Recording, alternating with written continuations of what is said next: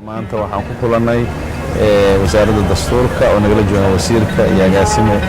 agaasimaha runtii aad iyo aad baan uga mahadcelinaynaa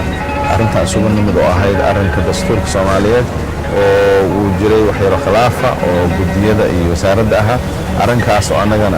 wada shaqeyn la leenahay oo dastuurkan iyo dastuurka Soomaaliyeed oo arrin weyn aan ahayn runtii waxaan la kulanay gudiyadii baarlamaanka labada aqalka sare aqalka hoose oo dastuurka ayaguna waxay commitment bixiyeen oo diyaar u yihiin inay dastuurka ka shaqeeyaan waxa qabada weyna ma jirin waxayna ka go'an labada dhinacba in la shaqeeyo oo 2018 dastuurka uu soo gogolayo waxaan aad ugu faraxsanahay wasiirka iyo wasaaradda ayaguna sidoo kale inay aad iyo aad hoos uga go'an tahay arrintana waxay u muuqataa in wax farq weyn aysan jirin waxaanan ballan qaadeen dhammaan dhinac walba in hawshaasi ay ku dhamaato 2018 waxaana annaga bulshada rayidka konsenkeedu uu yahay oo waxa awalba in arrinta dastuurka xoog la saaro la soo gabagabeeyo arrinkaas uu noqdo arrin Soomaalida waxyaabaha cudurka haya iyo dhibaato ugu weyn haysta dastuurka yahay in hawshaas la soo afjaro aad iyo aad baan ballan qaadeen wax fiican baan ka dhacay aad iyo aad baan ugu mahadcelinaynaa wasalaam alaykum أولاً waxaan rabaa inaan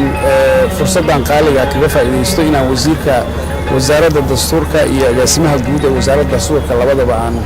iyo maaragtay shaqaalaha kale la socdaba u mahad celiyo wasiir Xoosh waa wasiirka oo sida khaaska ah aan anagu dawladda dhexe ugu leenahay maaragtay marka laga hadlayo civil society civil society person oo civil society ka yimid waay runtii ixtiraam iyo qadarin aan u haynaa maanta waxaan la kulannay guddiga maaragtay kormeerka dastuurka dib u eegista dastuurka waxaan ugu tagnay aqalka sare guddigaas oo ka kooban golaha shacabka iyo maaragtay golaha senatarada waxay noo muujiyeen dareenkooda iyo in xoogaa yaroo maaragtay kala aragti duwanaansho ay jirto wasaaradda iyaga wasaaraddan haddana galabta u nimid wasiirka runtii waqti degdega oo aan aad u badnayn inuu naga aqbalo inaan la kulanno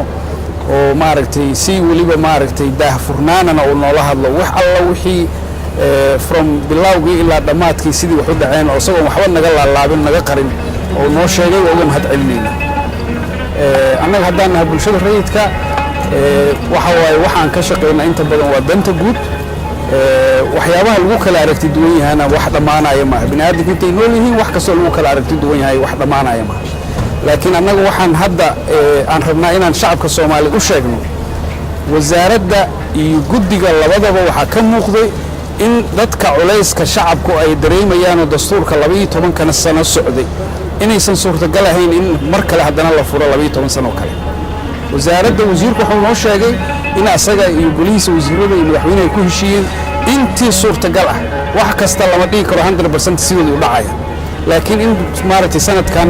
hadda bilowday dhamaadkiisa in maaragtay la soo gabagabeeyo dastuurka dib u eegistiisa guddiga kale oo midalan baarlamaanka waxay noo sheegeen waliba sidaas si lamid ah inay xitaa kala hormarinayaan jabtarada cutubyada maaragtay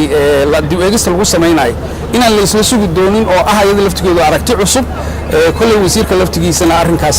kulli markuu yani aragtidu arko ka hadli doonaa waa u mahad celinaynaa labada guddi waxaan jecelnahay inay wada shaqeeyaan waxaan ku boorinaynaa inay wada shaqeeyaan laakiin mar kasta waxaan ku boorinaynaa dhinaca maslaxada ummadda Soomaaliyeed jirta inay u heeliyaan waxa la rabo waa dastuur Soomaaliyeed oo jiritaanka qarnimada Soomaaliyeed la rabo in lagu unko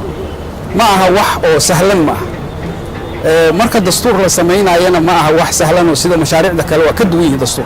marka maad alinta wasaaradda iyo guddigaba markaan intaas uga baxo waxaan aaminsanahay naga bulshada ahaan mas'uuliyadda naga saaran dastuurka loo sameeyay shacabka Soomaaliyeed annagu kaalinaan ku leenahay dooran ku leenahay doorkeena inuu meesha xoogaalnimada ugu horeysa xoogaalnimada sidii sharafta lahayd oo wasaaradda oo wasiirku ugu horeeyay iyo guddiga maaragtay dastuurka ay noo qaabileen waa uga mahad celinaynaa waan si sharaf la ayay noo soo dhaweeyeen mahad celintaas aan u jeedinaynaa waana mahadsantii labadaba abdaladooyin ah kampusa oo Faisal madaxda u yahay oo kan ay mataqaanaa ku bahoobeen ururada bulshada oo Puntland iyo kan koonfurta iyo gobolada dhexe Soomaaliya oo la yiraahdo Soshanza ay ku bahoobeen ururada bulshada fara badan labadan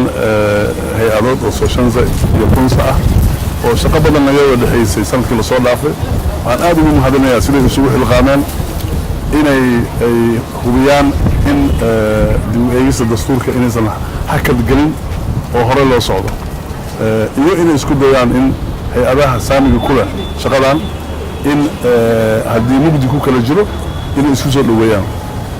aad baan ugu mahadinayaa maanta waa noo yimaadeen waxayna tuseen inay yihiin bulshada rayidka ah oo adduunka laga yaqaano si u shaqayso oo ah in wixii dhibaato jiro qaranka ah in ay u gurmadaan ay wax ka xalliyaan waana dhegaysteen waxaan u sheegnay inaan annaga diyaar u nahay inaan geed yar iyo geed dheer u karnaa gaabanba u karnaa sidii laysu fahmi lahaa horena loogu socon lahaa taargetka aan qabsannay oo 2018 oo madaxweynaha iyo ra-iisul wasaaraha ay nagu booriyeen inaan soo dhammaystirnaa inaan dhammaystirnaa waxaanan aan hubaa in arrintaas ay dhammaatay prime ministerka aan ka wada hadalnay isagoo dibadda ku maqan diyaaru wuxuu u yahay wax kasta oo mugdigaan saarayo inuu bannaanka keenaa oo xalliya waxaanan ku mahadinayaa labadan urur oo Sosenza iyo Kunsa oo hay-adihii kalena u tegey la soo fadhiistay annagana dhegaystay waxaan u jeedaana in rajadu ay aad u fiican tahay shaqadaana inaan dib ugu noqonayn sida ugu laqsi badan waa mahadsantihiin